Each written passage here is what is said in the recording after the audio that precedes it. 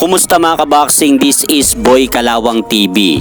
So isang mabilisang balita lang po tayo mga idol sa kakatapos lang na laban ni Romero Ruthless Duno sa bansang Amerika kontra dito kay Kane Sandoval.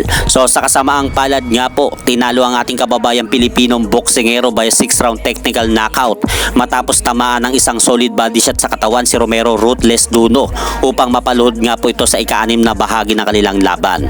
Ngunit kung mapapanood nyo nga po ang kanilang naging unang laban mga idol, ay maganda naman po ang naging panimula ni Romero Duno sa una at ikatlong bahagi ng kanilang laban ni Kane Sandoval, dahil nagawa pa nga pong saktan ni Romero Duno itong si Kane Sandoval sa ikatlong bahagi ng laban matapos tamaan ni Romero Duno ng isang over right hand si Kane Sandoval, at may pagkakataon pa nga pong napatras ang Amerikanong boksingero dahil sa suntok na yon. Ngunit sadyang kinapos lang po talaga sa minuto si Romero Duno upang makapag-follow up sa bahagi ng laban na yon. At pagsapit nga po ng ika-4 at ika-5 bahagi ng laban, kung mapapanood nyo, dumurugo na rin po ang ilong ni Kane Sandoval dahil sa tumatamang suntok ng Pinoy na boksingero. Talagang nasingitan lang po talaga si Romero Ruthless Duno ng dukot sa bodega upang mapaluhod nga po ito sa gitna ng laban sa ika-6 na round, at hindi na po nito kinaya makapagpatuloy pa sa laban.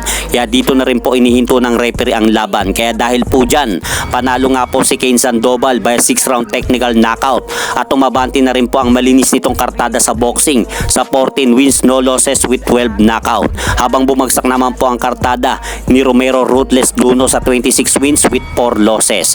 At hanggang dito na lang po muna ang aking update sa mga aganapan sa mundo ng boxing. At syempre mga idol, pakisuportahan nyo naman po muna ang ating munting channel. Maraming salamat po.